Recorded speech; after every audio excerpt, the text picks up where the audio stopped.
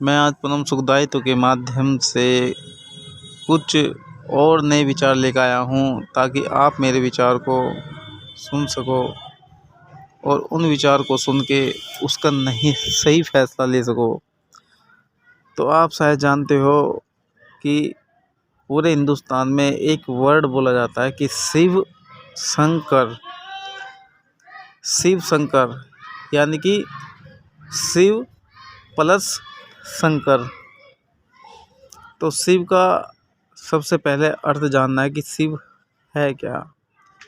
शिव वो ज्योत है, वो चमक है, वो पुंज है जो कण कण में वास करता है, जिसकी महिमा अपार है, जो समस्त सृष्टि को एक ही डोर में बांध के चलता है। शंकर, पहले शिव की ही व्याख्या बताते हैं। समस्त सृष्टि को एक ही डोर में बांध के चलता है और ना वह जन्म लेता है और ना ही वह मरता है। वह अजर अमर और अविनाशी है। फिर आता है शंकर। शंकर का मतलब है जन्मा और मरना। यानी कि जो शंकर है, उस शंकर ने जन्म लेने के बाद में शिव की इतनी भक्ति की, इतनी कठोर तपस्या की, अपने तन मन और धन से उस निराकार परमात्मा को इतना याद किया कि आने वाले इस समय में शिव के साथ लोगों ने शंकर का भी नाम जोड़ दिया। तो आज के टाइम शिव शंकर, लोग बाग शिव ना कह के साथ में शंकर भी लगाते हैं। तो मेरा कहने का मतलब यह है कि जब आदमी किसी चीज़ की भक्ति करता है, जब उस निराकार परमात्मा की भक्ति कर रहा है, उस ज्योति पुंज स्वरूप और निराकार कण कण में वास करने वाले उस कर्ता निधार को अपने अंदर वसाता है, उसको हर तरफ उसी का नूर देखता है। पेड़ पौधों के अंदर भी, पत्थरों के अंदर भी, हर तरफ उस परमात्मा को ही देखता है। तो वो रूप भक्ति का चरम रूप होता है, जिसमें आदमी अपने शरीर की भी कोई खबर नहीं लेता, सिर्फ वह उस निराकार परमात्मा की चाहना में ऐसा खो जाता है। उसकी चाहना एक सिर्फ ऐसी होती है कि जो कुछ है वो निराकार परमात्मा और कर्ता निधार कण कण में वास करने वाला वह परमात्मा है। अन्यथा संसार में मुझे उस रास्ते पे चलाने वाला कोई नहीं है, क्योंकि मैं उस रास्ते पे चल के ही अपने उद्देश्य की पूर्ति करूँगा, क्योंकि वह उद्देश्य मेरे जीवन का सबसे अच्छा और सबसे सुंदर पहलू होगा कि मैं उस परमात्मा की भक्ति में खोऊंगा।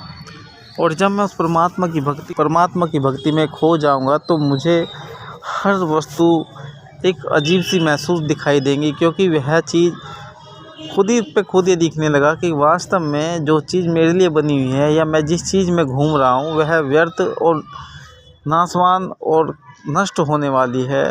इसका कोई भी तथ्य सही नहीं है, सब झूठ है।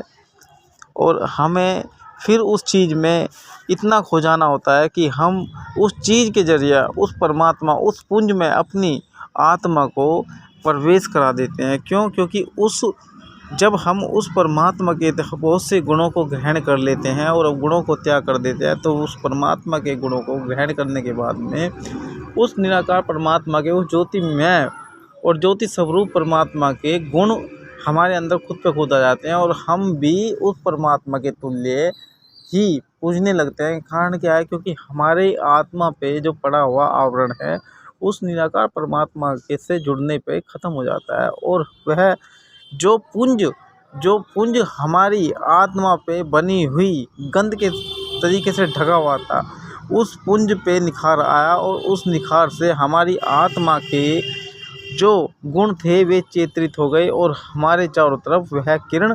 जगमगाने लगी और हमें एक अच्छा और सुंदर पहलू दिखने लगा, क्योंकि हम उस चीज़ को देखने लगे जो हमें देखना होता है। क्योंकि उस चीज़ को देखने के लिए हम परमात्मा का एक बहुत बड़ा सहारा लेते हैं, क्योंकि उस परमात्मा के बिना वो चीज़ें नहीं दिखती।